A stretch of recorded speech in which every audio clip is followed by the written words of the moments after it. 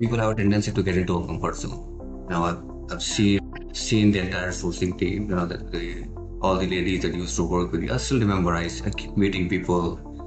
Um, but it takes a courage to stand up and say that I want to do something different, right? To bring yourself out of the comfort zone. So if you're running a couple of kilometers for like a couple of weeks or 3 weeks, maybe after 3 weeks you would want to run 4 kilometers or 5 kilometers, because you build that capacity, you build that endurance in you, and that belief starts coming into you that if you can run two, you can also run 2.5, 3. Yeah. But GE as an organization, what they have done, they actually not only with me, and I've seen this transition with many people, Shelly, that they actually transition you from a technocrat to a business leader. Two of our students, girl students who are from extremely poor background, are working for Microsoft. My goodness. And one of the guys started working in Baker Hughes.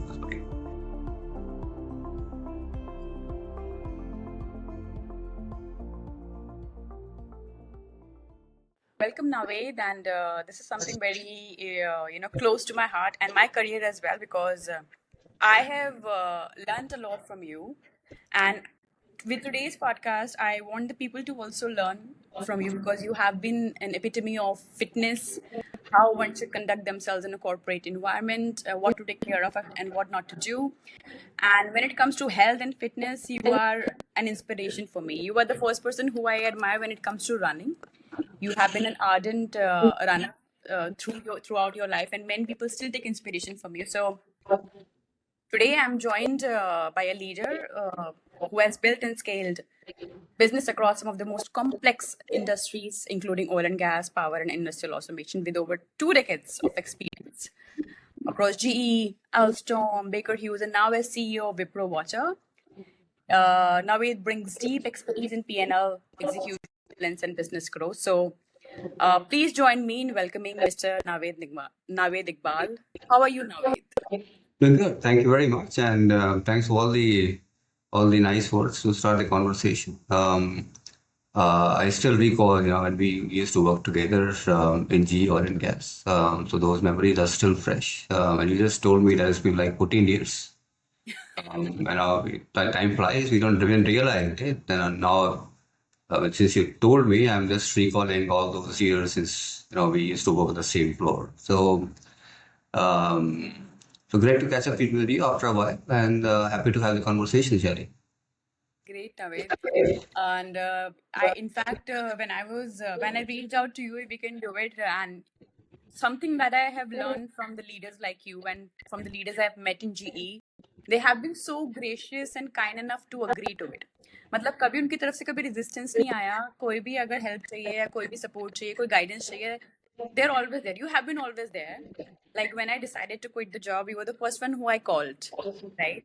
And you were like, Shelly, okay, send me all these details. Let me see what I can do. So this is the kind of empathy and warmness that I get from leaders with whom I've worked in G, and especially you and Guru are one of those.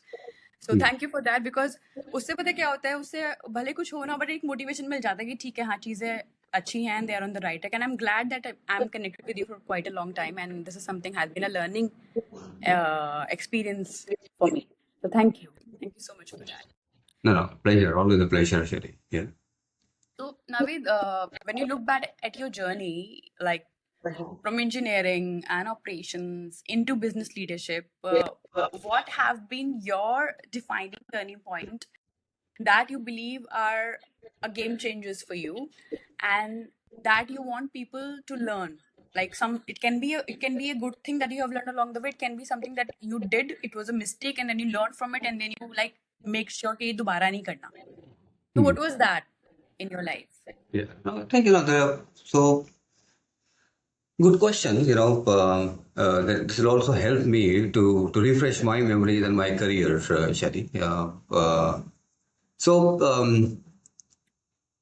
there are many turning points. There are few that I can recall right now since you asked the question. The first job was a turning point when I was picked up by DLF Power from the campus.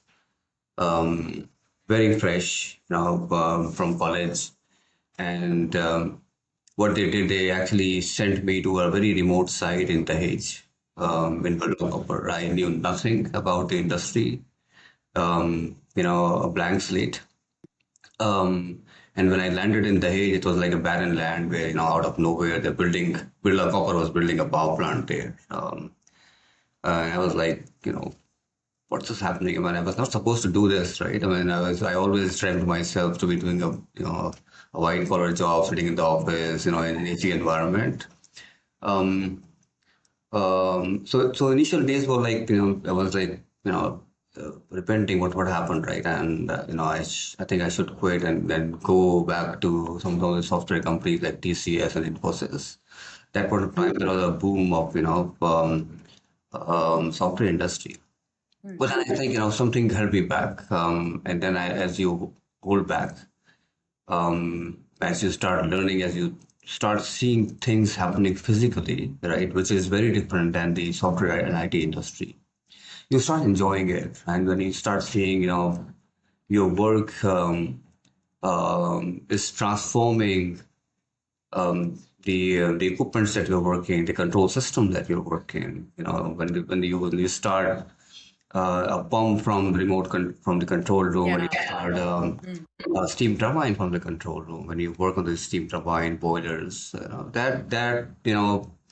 that gives you an immense satisfaction, right? So that was a turning point. And the initial field services days, I spent almost like 7 to 8 years of my life initially into the field. While I regretted it initially, but I think that experience has really provided the platform and the foundation that I am right now. Yeah. So I firmly believe, at times, at the base of it, um, we think that things are not good, but eventually, things turn out to be good. I think, everything that we go through has to be learning experience for all of us. They might look tough, they might look horrible at the base of it, but there is a learning in every hardship that you do. That's a learning for me, Shelly. So that was to start the career. The next turning point, which actually transformed my career, happened when I left DLF and joined GE. That was in 2000, and um, GE as an organization, it was a completely different organization. DLF was an Indian company, GE was a multinational company, and it was a step change for me from the cultural perspective. Um, so that was a big transformation or transition for me. And what you see me as a person, as an individual, you spoke about in the beginning about uh, being empathetic towards people. I think this is something that G has infused in our blood. Yeah. That if you are a leader or if you're a manager, you have to be a good individual. You have to be a good person at the first level, right? And the business will follow, and the people will follow you, right? So, and in summary, what G has done, I again joined as a field services engineer. But GE as an organization, what they have done, they actually not only with me, and I've seen this transition with many people, Shelly, that they actually transition you from a technocrat to a business leader, right? A step by step, very systematically, right? To the extent that you don't realize that you're getting transformed into a business leader, right? So these are the two major steps in my life, Shelly, that when I look back, I think contributed significantly, or you can call them a milestone to change or to transition the career from where I started in college to where I am right now. I believe this is very powerful, Naved. And when I think of it, and start you mentioned that they sent you into the at the age field. it was very new. We are coming out of engineering. You think you'll be doing a white collar job, and it's all that's also a white collar job. But again, you imagine yourself into in a corporate office with things and all that, Yeah. and बहुत ही different experience होता है. And so when I was starting my career, I was not. Most of my friends were hired by TCS. I was not. I was very devastated. I was like, this is life ending, Yeah. right? Yeah. But then I started my career with a startup, and then I moved to GE. And in GE also, I have seen many phases of my evolution, I would say, because as you rightly said, GE believes in creating leaders, and it molds you from a technocrat to a business leader, and you will not even realize it has happened, right? Absolutely. So moving from sourcing then to planning, where you all interviewed me also, and then moving into installation and project and installation leader role, and that was something I was not ready for it, but Javed pushed me that Shelly, you should opt for it because this is something that you can do. Yeah. And I believe I was not ready, but the moment I picked up the role and I could see the impact I was creating was visible in front of my eyes. That when commissioning used to happen, when MRT get done, when and COD gets signed off, and I could see the customer is able to see how it has impacted their revenue. Yeah. That was profound. And I believe everyone who is into the engineering field should spend time in the field. I spent like almost 5-6 months at Vizag plant. I was Yeah. there with the FSCs. Wow. I believe that molds you. That Yeah. molds you for good. That you can survive in any environment. You can survive any thrashing from the customer. Yeah. So that's very molding, I believe. And I believe that role, not only accelerated my learning of Yeah. who actually is a leader, Yeah. but also grown me as an individual as well. Yeah. Yeah. That is something you have rightly considered. Absolutely. No, and just to comment on that, it needs a courage, Shelly. People generally have a tendency, and all of us are human beings. People have a tendency to get into a comfort zone. I've seen the entire sourcing team. All the ladies that used to work with you. I still remember I keep meeting people. Um, but it takes a courage to stand up and say that I want to do something different, right? To bring yourself out of the comfort zone. I still remember the initial conversation when you were keen to come into the planning role. That was a courage. And then when I heard the good thing is I stay in touch with people wherever I worked. When I heard that you have moved to an installation manager role, I said, wow, it needs a courage, right? Because if you have not been in the field, Shelley, um, if you don't know how the machines work, if you don't know the process, and in spite of that, if you have courage to stand up and say that I want to do this, that's a big thing. And you know, um, in India especially, there's a stereotype about women. Yeah. That they can't be in the field, right? That's a general perception. That's a stereotype that we have that we live with. I was so happy to see that you you are tending to break that stereotype. That is a courage, big time. And then staying in the field, you know, we can all talk about good things about the country, but still the environment, there's a lot needs to be done as far as the environment is concerned, working environment for women is concerned, right? So that, considering all that, that was a big courageous step, right? I was really happy and excited to see, you're taking up that role. And then you move to a different role altogether, right? Maybe a larger role in terms of what you were doing in GE. That was also so that's a good thing. That is how we learn. That is how we keep challenging ourselves. And I keep telling people, don't get into a comfort zone, right? The Yeah. moment you feel in comfortable zone, that your growth stops. Growth stops there. Right? So keep challenging yourself. Yeah. So I mean, just to add to what you mentioned. Yeah. No, great. वही है कि comfort zone में रह के ना एक आदत बन जाती है और आदत को तोड़ना बहुत जरूरी है. So that's very important. So Absolutely. You're right. uh, uh, early career में did early career teach you that still stay with you today, like the experience आपने दहेज का share किया, that was an early career experience Yeah. that still stays with you, that you keep on reminiscing about that time that push you to your limit, that even today you are pushing your limits, you run 21 kilometers like it's just 2 kilometers. So does it do that?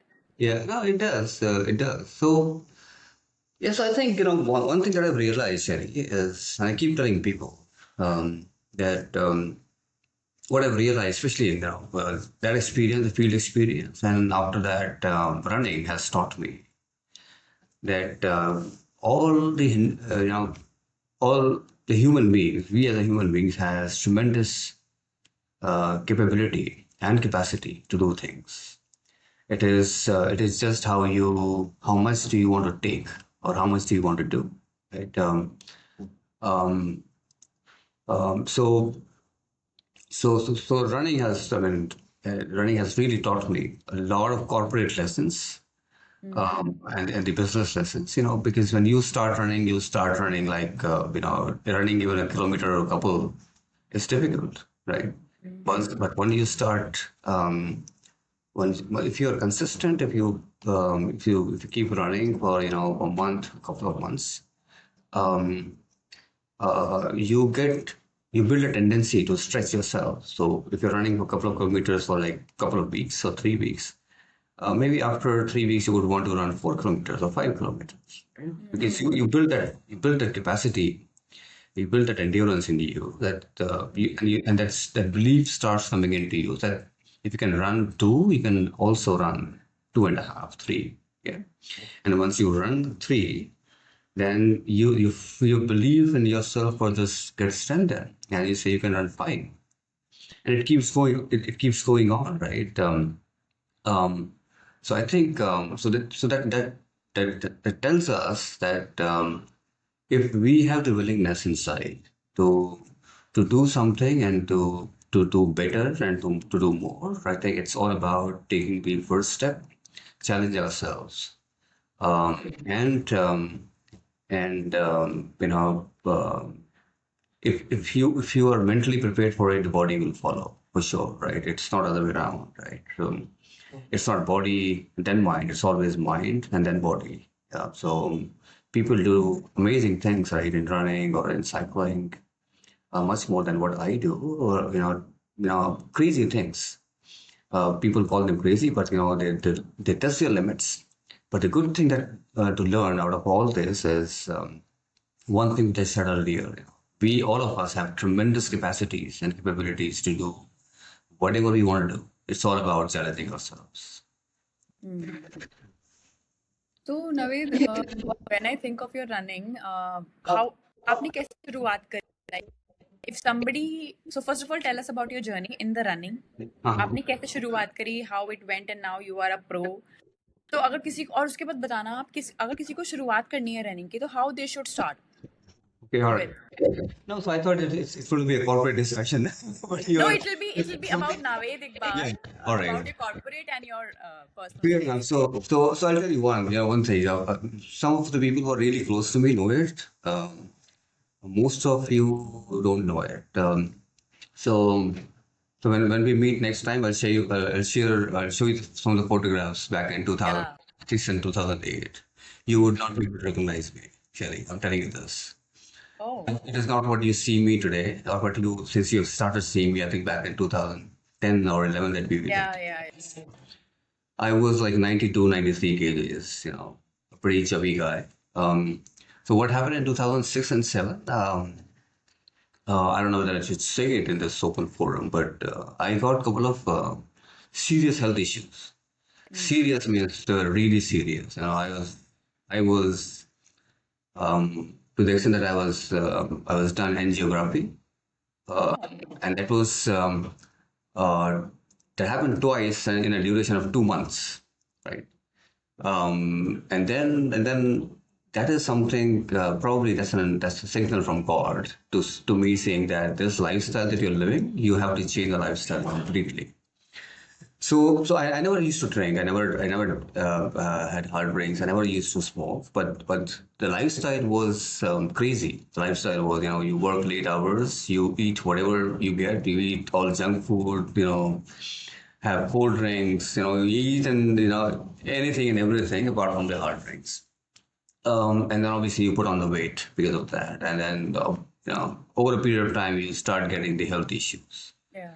So that was an alarm to me saying that, you got to change it. Otherwise, the second time it happened, the doctor, I still remember Dr. Sethi's words saying that you are just in time, boss. If you are like 15, 20 minutes late, you will not be, you wouldn't have been here. Yeah, so that was an alarm, My, my child, standing beside me, everybody was in tears. So that's when I decided, we got to change that. We got to change it for ourselves, and we got to change for our family. Yeah. So that was a trigger point, Shelly. That's where I started, getting physically active in terms of walking and doing the mild exercises, etc. Um, so that was the starting point. I started walking for 30, 40 minutes a day, just ensuring that my diet is controlled. I'm eating healthy food. I'm not eating junk. I still eat junk, but that's very, very rare. Occasionally. But generally, from that point of time, I've changed completely.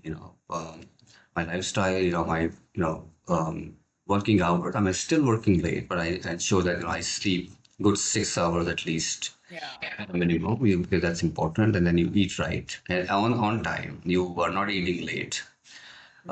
So yeah, so a lot of things. I mean, they're pretty simple things to talk, but when we are into the corporate life, or when we are actually immersed in the work, we tend to forget all these things, and the health become least priority for all of us.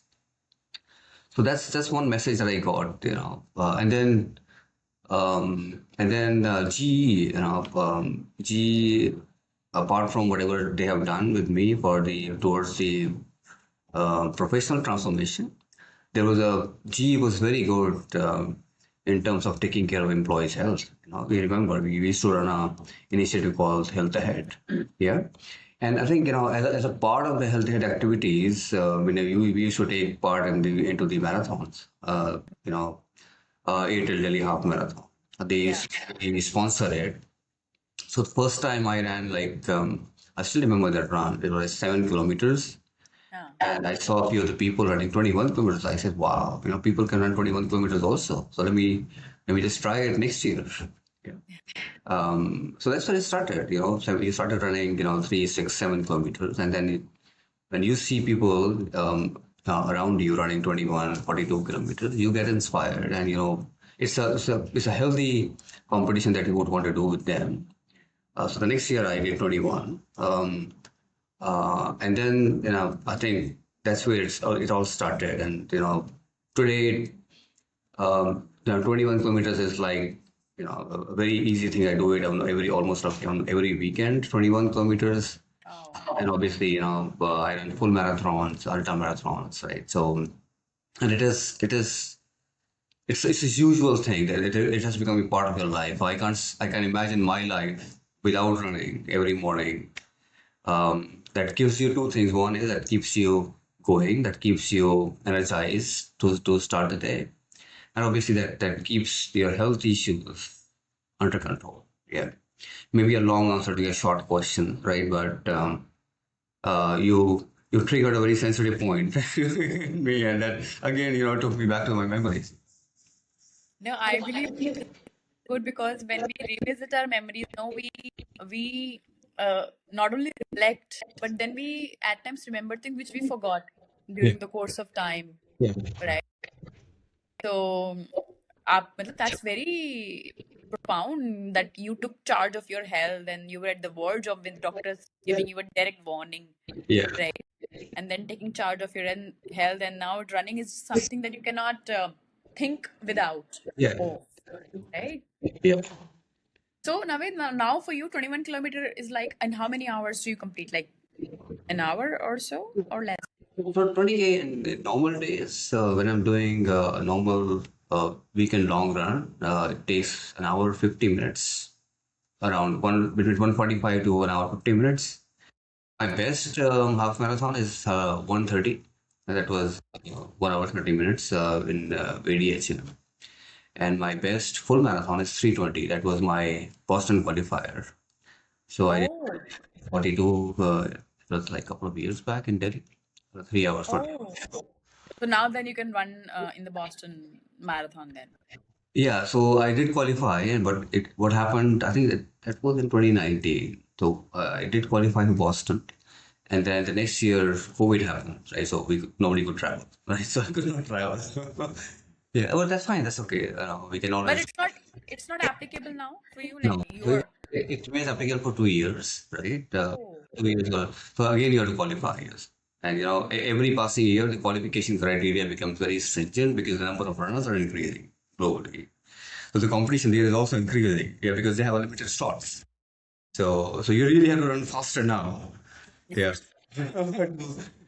to qualify. But that'll happen. Yeah, I just have a ah good. I want to run Boston for sure once at oh least. Right? So we'll qualify that.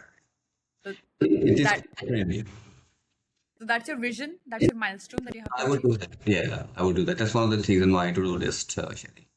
Oh, nice. Is there any other milestone in the running that you want to Yeah, so achieve? that's one. That's one. The other one is there is a very famous comrade runs that happened in South Africa every year. Oh, So that happens between Durban and St. Petersburg. And that's like a 90-kilometer run through the hills.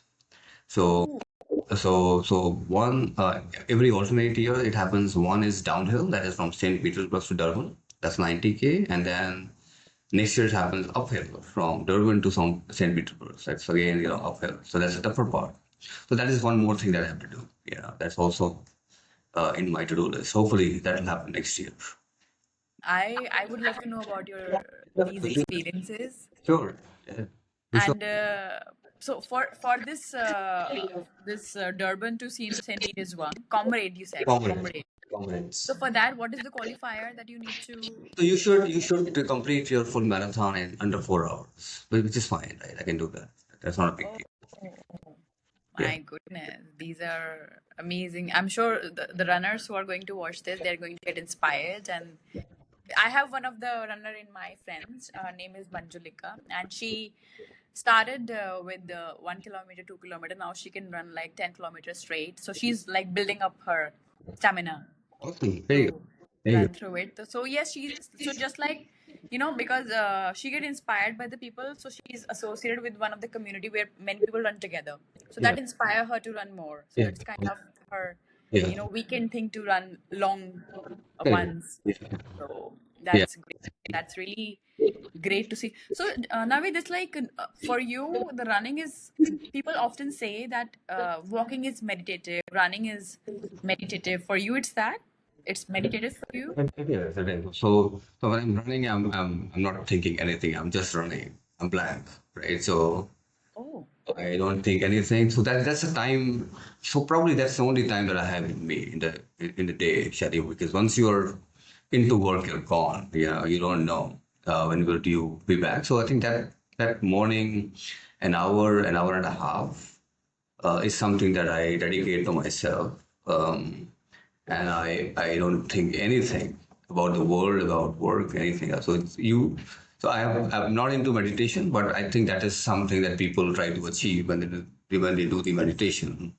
They just oh, get the solitude, right, and not thinking about anything. So yeah, for no, me, and that's the reason that people if if you see me running, I generally run very early in the morning in the dark, right? And generally people ask me, why don't you run in groups, right? So if you're running in a group, you have people around you, and yeah. you lose yourself. You're at the time so I do run at times, but that is like very rare, a couple of times in a year. So yeah, so that's what I do. I mean, I just the time for myself, that an hour and a half. So that, you're alone, you're not thinking anything, and that time you dedicate to yourself. So it's Monday to Sunday, no break. Yeah, so I typically run 4 to 5 days a week, 2 days strength, because that's important as I'm growing older, right? So you need to to do some strength exercises also to keep your body, be ready to run. So 4 days, mostly 4 days, 2 days strength and one is recovery day. Hmm.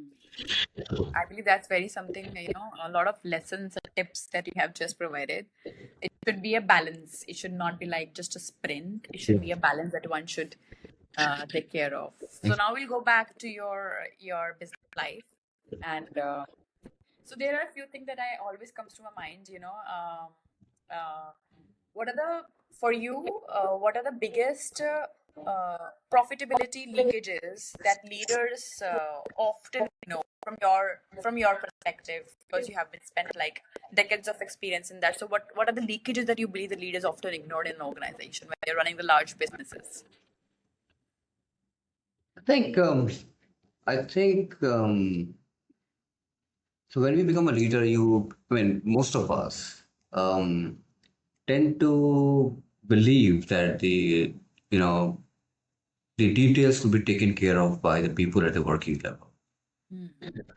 Yeah. And so that belief is good, but you still have to be very close to the reality, right? Reality means you have to really stay close with the people who are doing the work, right?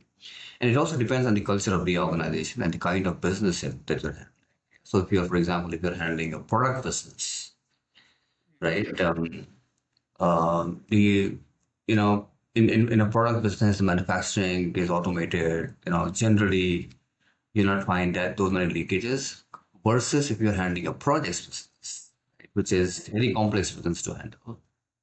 Um, that's where you have to be really more focused into what is happening at the ground level, because there are a few some few hundred activities that the team at the working level is taking care of.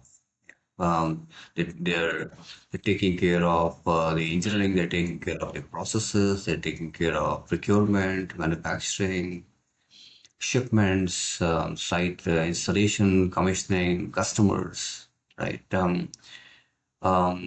So you just can't take your eyes off assuming that since you have the right people, all the things will be taken care of. So that assumption should not inculcate your mind. Um, at times we think, which is a right thought process also, is that we are supposed to do something different than what we used to do, maybe 10 years back for the people who are working at the ground level. Um, but you just can't afford to take your eyes off. And the moment you take your eyes off, that means you're losing control. So I'm not a control freak. Um, but what I'm saying is, you don't have to do the work, but you got to make sure that you are overseeing the work which is happening at the ground level and keep watching if the team needs help. Yeah, that would really that will do two things. That will keep your confidence in the business. That will also give the confidence to the team who's working at the ground level that there is somebody who's overseeing it, and he is ready to help you whenever they need the help. And if the help comes without them asking you, that's a big motivator for the Yeah. team. Yeah. So I think this is an important aspect to avoid any kind of. I mean, leakages will happen in projects, but if you have this attitude, this will really try and minimize the leakages. Actually, No, that's very right. And you said this is very much profound in project businesses rather than into the project business. correct. Mm. And because products are, they have a standard cycle, a manufacturing cycle. Projects has too many variables, too many aspects, too many variables, and there are uncertainties. There are uncertainties within the organization, the way the customer think the project should be going, and you have a lot of dependencies on the supplier. You have been in part of the procurement and sourcing team. You can imagine, right? I mean, at times we think that everything is going right with the suppliers, Yeah. but suppliers throw surprises, right? Which Full of surprises. yeah, I mean, and which might not be, which might impact the entire project schedule, project cost, and obviously the customer. right? So you gotta be alert all the time. Yeah. No, I believe that's very rightly put that don't be ignorant, don't be control free, but don't be ignorant. So make sure where the team needs help and try to provide that before even they ask so that they understand that the leader is there with them, Yeah, you know, absolutely. from all perspective. Absolutely. And now, if if somebody is moving, and what advice would you give if somebody is moving from managing work to owning the business? So, what advice would you give to the person to take care of that? कि ये तो पहली चीजें जो आपको ध्यान रखनी है और ये चीजें जो नहीं करनी है वो क्या चीजें होंगी जो आप उन्हें बताएंगे? Yeah. So I think see if you take a business role, Shelly, um, the biggest thing that any organization expects you is to make sure that you're taking care of the commercial interest of the organization. When I'm saying commercial interest, that means you have to make sure that you're running a profitable business and you are eliminating maximum risks from the organization. Yeah. So that is your topmost responsibility. If I have to define a business role in one line, it is you have to run a profitable business and ensuring that you're securing the organization from any commercial risk. That's that's the top line that you have to manage. Yeah, that you're supposed to manage. That's the responsibility of the business manager. Um, to do that, um, I think you have to make sure few things that the number one thing is that you have to have the right organization in place Yeah. from the organizational structure perspective. Um, and you have to make sure that you have right people at right places. Mm. That's a big thing. Yeah, that's the most important thing. So that's one thing that I always do. I take the time to understand the business, the organization dynamics, the organization politics, because every organization has politics. Um, and we have to make, and then it takes a couple of months for you to understand people, the business, the functional leaders, and the other leadership positions in the organization. Once you understand the organization, if you think there are changes to be made to ensure that you have the right people to drive every aspect of the business, you have to make those changes. That's just one thing that I have learned from the organization that I've worked with, and I think that's one thing which is must to do. You got to have right people at right positions. Then only you will be able to drive with the entire organization in the direction that you would want to drive. Yeah. So that's one very important thing, and then things fall in place. Everything falls in place, and then the processes will fall in place because if you got the right people, they know how to run their respective functions, their departments, and if they have to make amends into the processes, they will do it. If we don't have, if you have people who are comfortable in what they're doing, they would not have any motivation to drive changes in the organization. And the organization will keep running the way it was running for many, many years. That means you you don't end up running a successful organization at your level. Yeah. So these are a couple of things. And then, as I said, once you have the people, they will ensure that there are right processes. So you got to have right structure, right people at right places, and then the next thing that comes with the right processes will be taken care of if you have right people in place. I believe that's a good reflection. In fact, if one has to transition from managing to business leadership role, these are the aspects that one has to take care of. And Navid, you mentioned about about the office politics as well. So I want to know your perspective. Healthy politics is something that encourages people to go above and beyond. But if any organization has a politics which is pulling people down, keeping them mentally drained, so what is your advice to those organizations? How should they tackle that? Because rather than people focusing on the work and getting them done, they're more focusing on the politics around, just build some gossip around it and that. So Yeah. what is your advice to those leaders and to those organizations where this is prevalent? Yeah, I think as business leaders, what one immediate thing that if so for example, if somebody takes care of a new position or position in any organization, I think one thing that he should communicate after having all the right structures in place is, and he should drive is a transparency. Yeah. Right. So if you, as long as you have the transparency across the organization, um, that makes a big difference. Yeah. Uh, so the business leader himself has to demonstrate the transparency, um, and he or she should encourage that everybody in the organization know what is happening in the organization. Right? Yeah. Yeah, so there has to be a transparency up till the ground level. Everybody should know what, you know, where are we heading and why are we heading. Yeah. Um, I mean, I can tell you about myself. Nothing to boast about what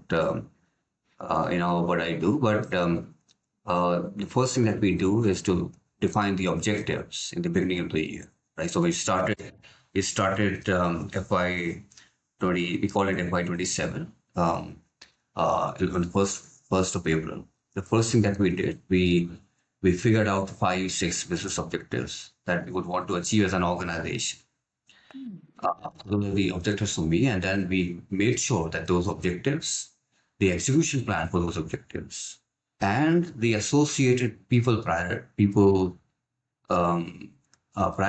or people and the processes are explained to my direct reports and in an all hands explained to the entire organization that that this year these are the objectives that we would want to achieve as an organization, right? And these are the execution plan to achieve those objectives, and these are the people and process priorities that will be driving to achieve the execution plan to achieve the business objectives, right?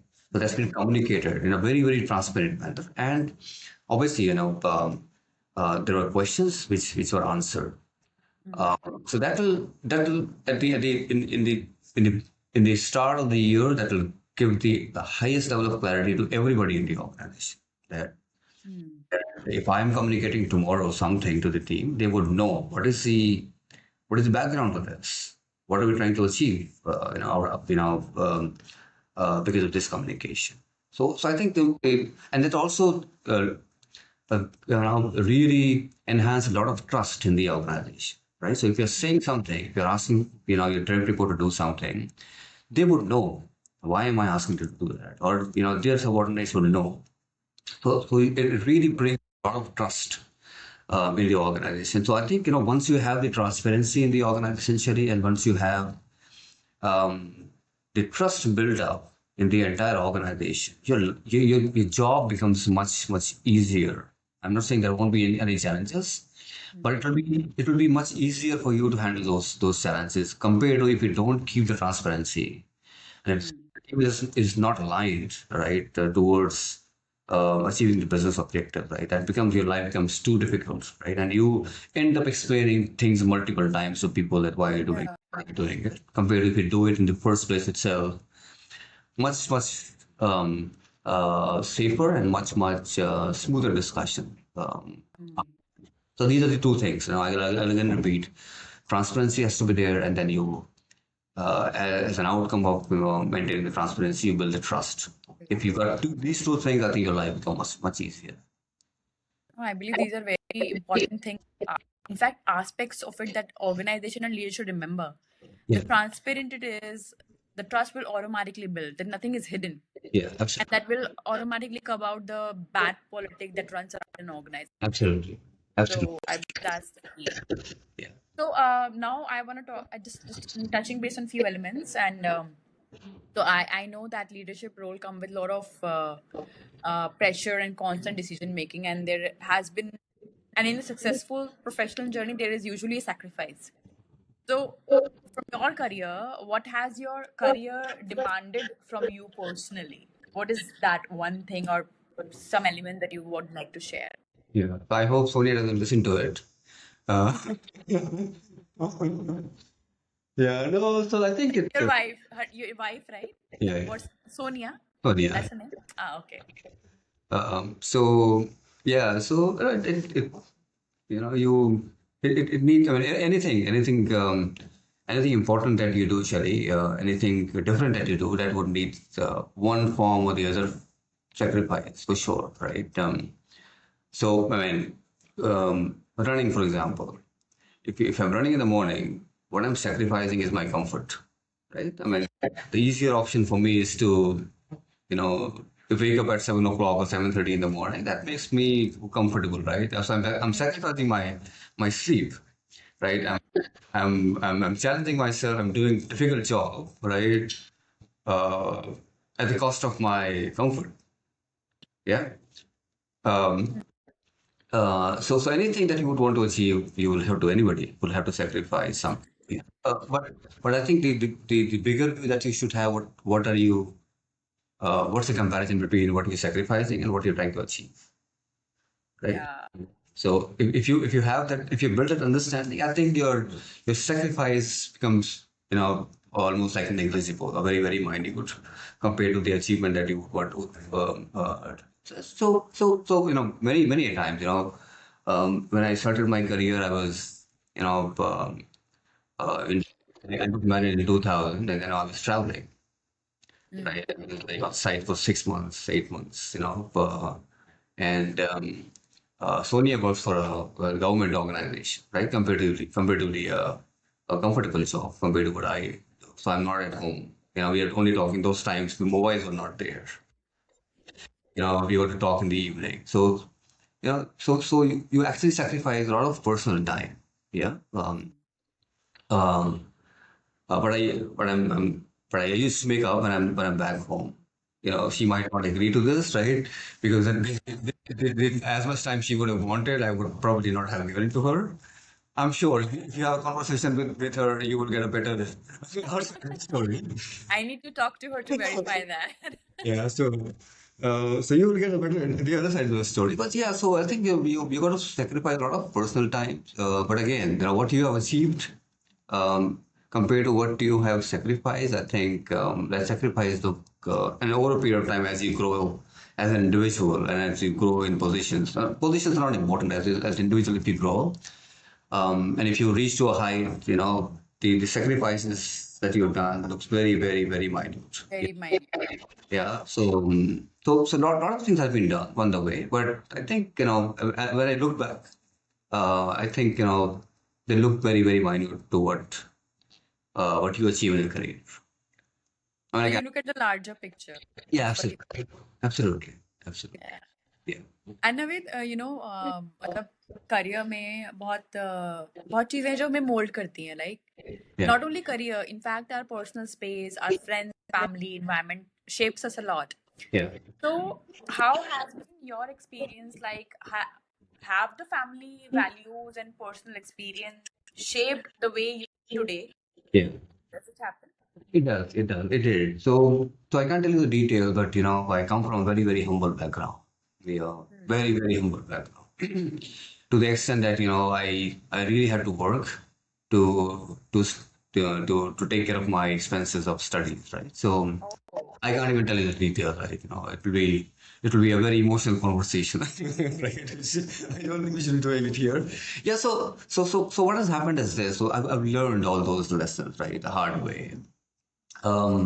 Initially, you know, when I was studying, so that actually also gave me an opportunity to look back at the people who would be in a similar circumstances there where I was. Yeah.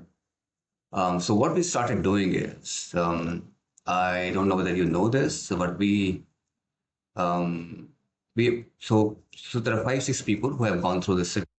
We're very close friends. Javed is one of them. Yeah. Um, so what we had done is we understood what we had gone through, yeah, in our initial life, and then what we started an organization called Margins to Mainstream Foundation.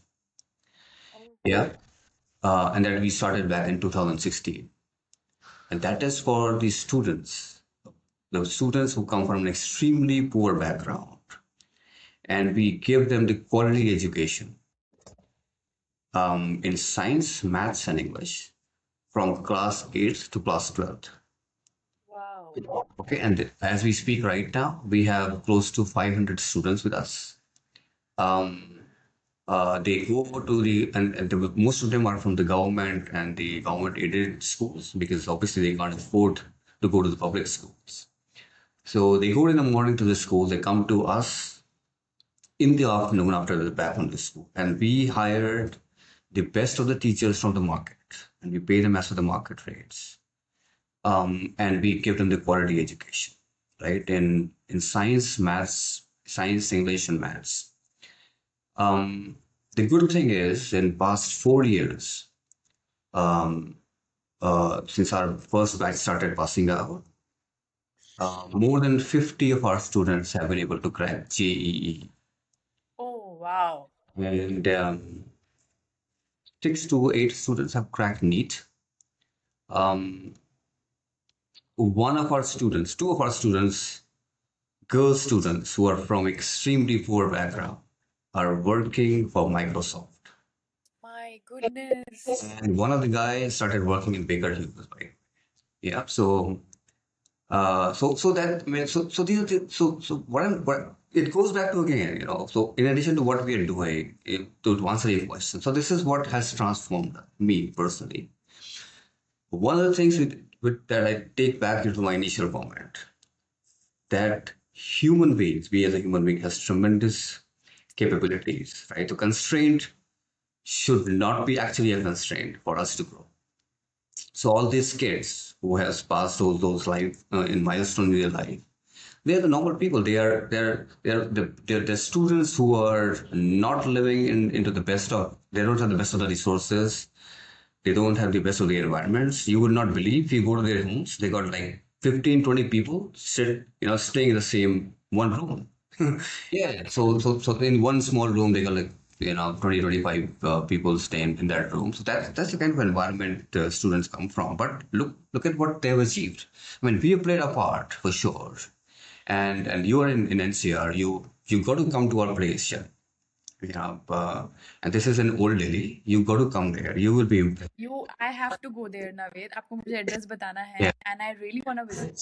Yeah, so next time I'm there, I'll let you know. Maybe you can come together. So what I'm trying to say is this: we're doing what we are supposed to do because you know you know at least we feel that it is our responsibility that we're not here to make money and live a life lavish lifestyle. That can be done by anybody. Anybody could do that, but there has to be a purpose in life, right? And the bigger purpose is that whatever you can do to the people who deserve to be done to get better. I think we should try and play our part, right? So I'll let you know, and then you'll be happy to come and see the place that we are running, Shelly. Yeah, but I think that was the maybe again a long answer to a short question, but I think that is something that again has impacted me as an individual, and you go back and look back at what the situation of this society is, how the people are, and how can you contribute. No, it's not a long answer, Naved. It's a very, very answer that I really needed to hear. Like it's your giving back attitude, right? Yeah. Because अभी आप एक problem से निकले हैं, आप नहीं चाहते कोई और बच्चा उस प्रॉब्लम से निकले, तो आपने उसके लिए एक सिस्टम क्रिएट कर दिया, Yeah. along with the people. Yeah. That's very profound, and that's the attitude that hats off to you, Naved, and the whole team. And Javed, just for the audience, Javed has been my manager, and he's was reporting to Naved, and he's a very good colleague. So I am amazed. आपको मुझे बताना है, and आपको मुझे बताना how can I contribute, Yeah, absolutely. right? We can. And also, if audience who will be watching this podcast, if they can contribute in any manner, please let me know. I will put that in the description Yeah. on there as well, and that's I'm blown away. Like वो मतलब IIT crack कर रहे हैं, NEET crack कर रहे हैं, Microsoft में हैं, bigger. Yeah. So this year we got like top 8 students. You would not believe. I can show you. I can share that. I can message you these scores. I think top 6 or top 7, they're into 99 percentile. Oh, They wow. are from extremely, you would be amazed to visit their places. Actually, you would not believe it. Yeah. And I was last month, I was in Hyderabad. I met this girl who was working in Microsoft. I almost cried, right, seeing her. Imagine, right, a girl coming from a poor background, no resources, nothing, working in a lavish campus in Microsoft, right, and obviously she was in teary eyes when she met me. Well, that was that. Well, so again, go back to what I said in the initially, right? What we could do is to just support them or maybe guide them to the right in the right direction, right? It's all the hard work. It's easy to give away, right? Saying that we have our difficult circumstances, we can't manage this. You got 100 excuses, right, to not do something or not achieve something. But these are the kids who, against all the odds, stood up, saying that no, we got to do this. It needs a lot of hard work and a lot of commitment actually to achieve what these guys are achieving. Oh, definitely. मैंने think of it, उस लड़की ने अपनी family की generation legacy change कर दी Yes, through her absolutely. rigor and through her like braveness and to make I can do it. Yeah. So that's one And that's one thing we're trying to change, Shelly. It's if so as we speak right now, we have almost touched the life of so we started in 2017. That's for the first batch. We have almost touched the life of 2,500 students. So not only the lives of those students have been impacted, but the life of their upcoming generations have been impacted. Yeah. So that's the difference that you make. I am तो blown away Naved, I mean मुझे नहीं पता था ऐसा कुछ है and आप लोग कर रहे हैं and I really want to be associated and please tell me how आप कॉल के बाद कभी हम कनेक्ट Yeah. करेंगे, आप मुझे बताना how I can be of help because this is something I also like to do right now I donate Yeah. But मुझे नहीं पता वो कितना सही जगह जाता है नहीं जाता है, Yeah. No, तो अगर आपकी ऑर्गेनाइजेशन है and I would love to no, contribute तो absolutely. No, so donating money is one thing. You can contribute in many other ways. Right? So we will talk about it offline. this has been a very meaningful conversation. Thank you so much, No, Navid. no, This is really thank you very much. I think it's almost like an hour and 15 minutes. We didn't realize that, we spoke so much. I have one thing that I've realized that I've started speaking a lot, right? Which I think, yeah, I really have to think whether yeah, but a good conversation, and thank you for initiating this. I really appreciate it. And as I told you, in addition to whatever I've expressed myself, I think it also, you know, took me back to my earlier days, my memories, and the professional and personal stuff, right? So thank you for helping me reviving those memories, Shelly. Yeah. no, great. And whenever you get time, try to go back to your writing. And I'm sure it was something that you have been missing. Please do that. Sure, we'll do that. Perfect. All right. Thank you Take very care. much. Take care, Naveed. Bye. Bye bye.